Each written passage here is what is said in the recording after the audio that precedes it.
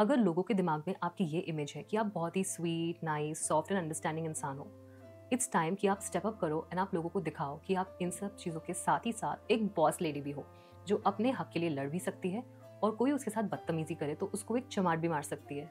कि आप अपने आप को इस पोजीशन पे पाते हैं हमेशा जब आपको लगता है कि आपके लिए कोई नहीं है, इवन दो आप सबके लिए खड़े रहते हो? या फिर क्या आप ये सोचते रहते हो कि आप ही हमेशा toxic, emotionally unavailable, messed up लोगों को अट्रैक्ट क्यों करते रहते हो?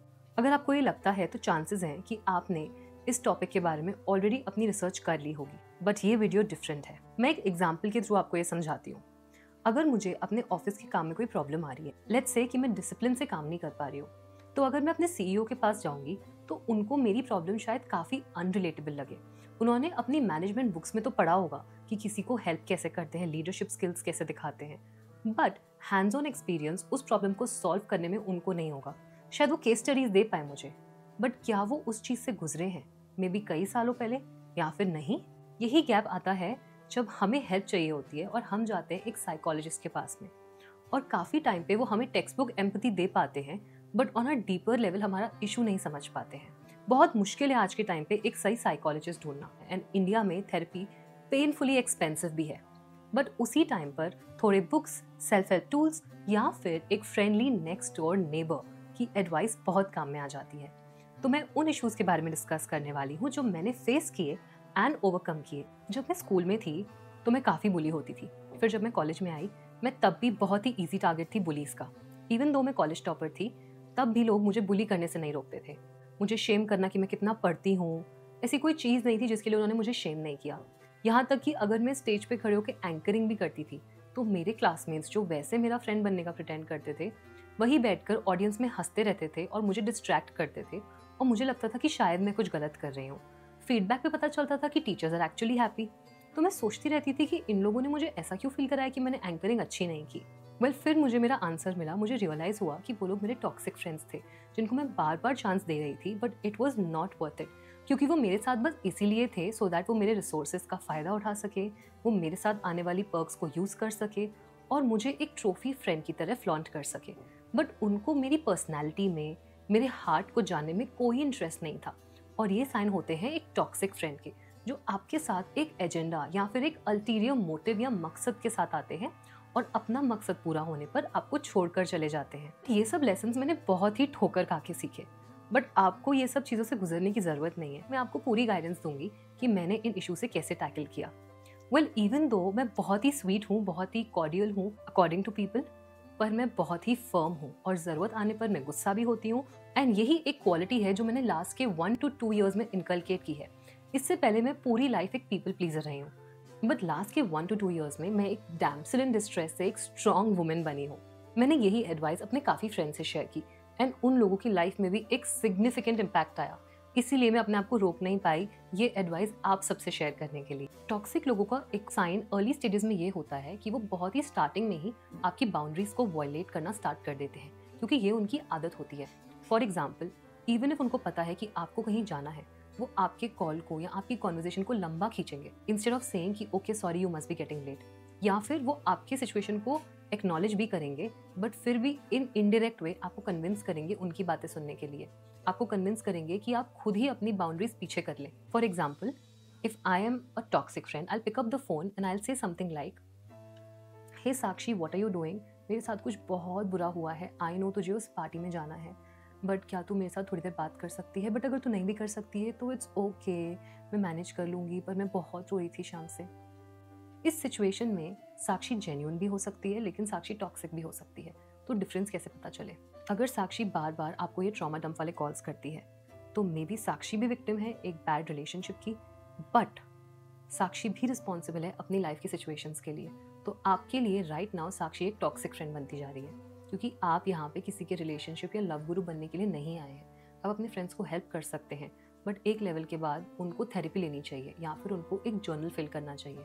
जैसे आप ये वीडियो देख रहे हैं, उनको भी ऐसी सेल्फ डेवलपमेंट वीडियोस देखनी चाहिए। सारा सेल्फ वर्क आप ही करेंगे और आप ही लोगों को समझते जाएंगे, तो फिर इस फ्रेंडशिप में उनके एफर्ट्स कहाँ पर हैं? तो एक फ्रेंड जो एफर्ट ही नहीं डाल रहा है वो तो ऑलरेडी टॉक्सिक हो गया ना।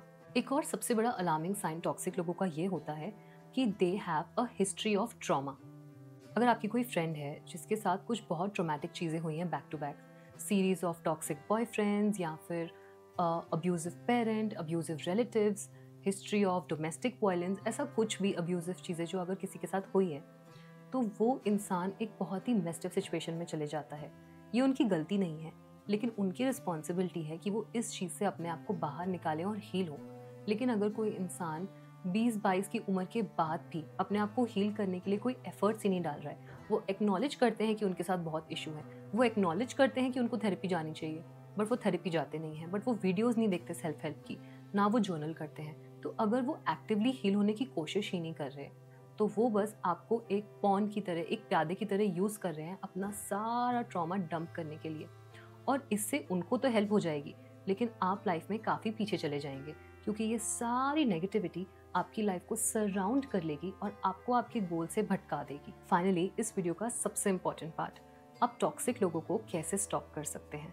सबसे पहले आपको असर्टिव रहना पड़ेगा। अगर लोगों के दिमाग में आपकी ये इमेज है कि आप बहुत ही sweet, nice, soft and understanding इंसान हो, इट्स टाइम कि आप स्टेप अप करो एंड आप लोगों को दिखाओ कि आप इन सब चीज़ों के साथ ही साथ एक बॉस लेडी भी हो। आपको लोगों को प्लीज़ करना रोकना होगा, क्योंकि आप लोगों के लिए कितना भी कर दो, अगर एक फ्रेंड है आप उसको 9 बार उधार दो, लेकिन 10वीं बार अगर आप उसको बोल दो ना कि सॉरी मैं तुम्हें पैसे नहीं दे सकती, 9 आउट ऑफ 10 टाइम्स वो आपका फ्रेंड बहुत ही गंदे टर्म्स पे आ जाएगा आपके साथ, आपकी बिचिंग करने लगेगा, और वो 9 टाइम जब आपने उसको हेल्प की वो सब भूल जाएगा। तो क्या फ़ायदा लोगों को प्लीज़ करने का? वो तो वैसे भी वही डिसाइड करेंगे और वही करेंगे जो उनको करना है। सबसे इम्पॉर्टेंट चीज़ कि आपको गुस्सा करना सीखना होगा। बहुत बार ये होता है कि जिन लोगों के फैमिली में कोई एक ऐसा फैमिली मेम्बर होता है जो बहुत गुस्से वाला होता है, फॉर एग्जाम्पल कोई दादा या कोई पापा, तो हम चाहते हैं कि हम उस इंसान की तरह ना बने, इसीलिए हम हमारे क्रूशियल इमोशंस जैसे कि गुस्सा, उसको दबा देते हैं। हम कोशिश करते हैं कि हम लाइफ में कभी गुस्सा ही ना करें, बट आपकी बॉडी में ये जो इमोशंस बने हुए हैं वो आप ही को प्रोटेक्ट करने के लिए हैं। तो अगर आपकी बाउंड्री वायलेट हो रही है तो गुस्सा एक लेजिटिमेट रिएक्शन है और आपको इसको बेडर निकालना चाहिए, एक लिमिट में, कि आप वो बॉन्ड सैबोटाज भी ना करें लेकिन सामने वाले को उसकी हद भी दिखा दे। तो गुस्सा करना एक कैलकुलेटिव वे में, एक कंट्रोल वे में बहुत ही ज़्यादा इंपॉर्टेंट है। अगर कोई इंसान आपको टच करके जाता है तो आप उनसे डिस्कस नहीं कर सकते कि हे आपने मुझे टच क्यों किया, कैसे किया, आइए बात करते हैं। नहीं, आप उस पर गुस्सा करेंगे कि भाई तूने टच कैसे कर दिया मुझे, you saw the shift in tone. मैं आप लोगों से एक टोन में बात कर रही हूँ, लेकिन अगर वो चीज़ होगी तो मैं उस टोन पे उतर आऊँगी। तो ये आपको स्विच करना आना चाहिए। अगर आप इस वर्ल्ड में ग्रो करना चाहते हैं तो बहुत इंपॉर्टेंट है कि आपको सिचुएशन के हिसाब से ढलना आना चाहिए।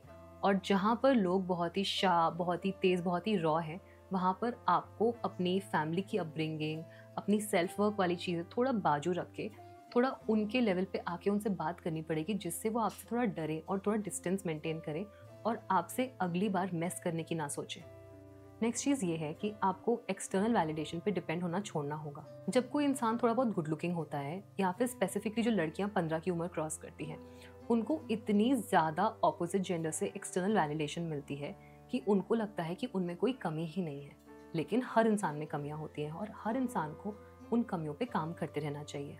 तो ये एक बहुत ही टॉक्सिक साइकिल होती है कि आप हमेशा एक्सटर्नल वैलिडेशन पे डिपेंड करते रहते हैं, क्योंकि कल को ये लोग नहीं होंगे, कल को ये लोग बदल जाएंगे, कल को आपकी लाइफ में थोड़ा आइसोलेशन आ जाएगा, तो आपका सेल्फ वर्थ बिल्कुल ही ग्राउंड टच करेगा, बिल्कुल ही ख़त्म हो जाएगा।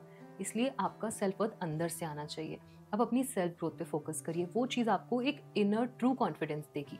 लेकिन लोग आज आपकी तारीफ करेंगे, कल नहीं करेंगे और किसी और की करेंगे। People move on. अपने इमोशनल बैलेंस के लिए अगर आप लोगों की वैलिडेशन, लोगों की तारीफ, लोग आपके बारे में क्या सोचते हैं, उस पर डिपेंड करेंगे, तो आपकी लाइफ कभी अच्छी हो ही नहीं पाएगी। लाइफ का ग्राफ आपका ऐसे ऐसे ऐसे ऐसे जाएगा। जैसे ही आपकी कोई तारीफ करेगा बहुत अच्छा फील करोगे, जैसे कोई आपकी एक बुराई कर देगा तो आप बहुत ही बुरा फील करोगे, जैसे कोई आपको स्वीटली बात कर लेगा आप अच्छा फील करोगे, फिर कोई आपको इंस्टा पे अनफॉलो कर देगा आप बहुत बुरा फील करोगे। तो ये जो आपके इमोशंस का ग्राफ जा रहा है, इससे आपकी स्किन खराब होगी, आपके हेयर खराब होंगे, आपका वेट बढ़ेगा, आपके साथ वेरियस इश्यूज होंगे, आप अपनी लाइफ में फोकस नहीं कर पाओगे एंड ओवरऑल आप ग्रो नहीं कर पाओगे। आप वही टॉक्सिक सर्कल में, टॉक्सिक लोगों के बीच में फंस कर रह जाओगे। लेट मी टेल यू कि आप एक अच्छे इंसान हो, इवन इफ आप टॉक्सिक लोगों को एंटरटेन नहीं करते हो, इवन इफ वो अपनी कितनी भी विक्टिमहुड वाली स्टोरी सुना दे, अगर आप नहीं पिघल रहे हो, एक फर्मली अपना स्टैंड ले रहे हो, आप समझ रहे हो कि कौन इंसान जानबूझ के अपने लाइफ की सैड स्टोरीज को एक वेपन की तरह यूज़ कर रहा है और आप उन लोगों से सॉफ्टली, उनको बिना पता चले एक डिस्टेंस भी क्रिएट कर रहे हो और उनको एक सेफ या कंफर्ट स्पेस नहीं दे रहे हो कि वो आपके सामने आके बार बार अपना ट्रॉमा डंप करें।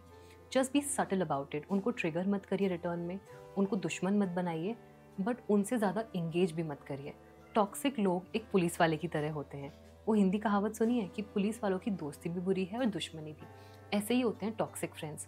इनके काफ़ी पॉजिटिव ट्रेट्स होते हैं, लेकिन इनके पॉजिटिव ट्रेट से अट्रैक्ट होकर हम इनसे फ्रेंडशिप तो कर लेते हैं, लेकिन उसका प्राइस जो हमें बाद में पे करना होता है वो बहुत ही बड़ा होता है। टॉक्सिक लोग आपको बस तभी तक पसंद करेंगे जब तक वो आपसे थोड़े बेनिफिट्स ले पाए। गुड फ्रेंड्स आपको अनकंडीशनली प्यार करेंगे, आपको अनकंडीशनली सपोर्ट करेंगे, लेकिन टॉक्सिक लोग हमेशा टर्म्स एंड कंडीशंस के साथ आएंगे और वो सिचुएशन को इतना मैनिपुलेट करेंगे कि वो आपको बिलीव कराएंगे कि वो आपके सच्चे दोस्त हैं और बाकी सब टॉक्सिक। तो इसके लिए आपको एक चीज़ पे फोकस करना है कि अपने खुद के जजमेंट पर ट्रस्ट करो। ए आपको बोलेगा बी टॉक्सिक है, लेकिन बी बोलेगा ए टॉक्सिक है, लेकिन उन दोनों में से कोई एक तो टॉक्सिक है। कौन डिसाइड करे? आप करोगे। अपने जजमेंट पे विश्वास करना सीखो। अपने गट फीलिंग को सेकंड गेस मत करो।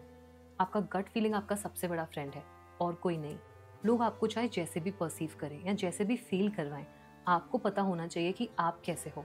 फिर कोई आपको ट्रिगर करने के लिए कुछ भी बोल दे, आपको फ़र्क ही नहीं पड़ेगा, क्योंकि अंदर से पॉइंट नंबर 1 आपको पता है कि आप कैसे हो, एंड पॉइंट नंबर 2 कि आप अपने मन की आवाज़ को, अपने खुद के जजमेंट को ट्रस्ट करते हो। और जब ये सब आप करने लग जाओगे और टॉक्सिक लोगों को धीरे धीरे रिपेल करने लग जाओगे, तो ट्रस्ट मी, आप इतना ज़्यादा ग्रो कर लोगे 1-2 साल के अंदर, जो आपने लास्ट के 5-6 सालों में नहीं किया होगा।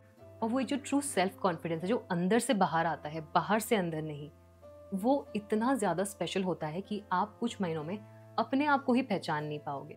आई होप इस वीडियो ने आपकी हेल्प करी हो। अगर ये वीडियो एक भी इंसान की लाइफ चेंज करती है तो मुझे लगेगा कि ये वीडियो वर्थ इट हुई। आप नीचे कमेंट करके बताइए कि क्या मैंने ऐसा कुछ बोला जो आपको सुनने की ज़रूरत थी, या जिसने आपको क्लैरिटी दे दी, जिसने आपके कन्फ्यूजन्स दूर कर दिए। और ये भी बताइए कि टॉक्सिक फ्रेंड्स एंड रिलेशनशिप से आपके कैसे एनकाउंटर्स रहे हैं और आपने उन चीज़ों को कैसे ओवरकम किया है। मे बी दूसरे लोगों को आपके कॉमेंट्स पढ़ के थोड़ी हेल्प हो जाए।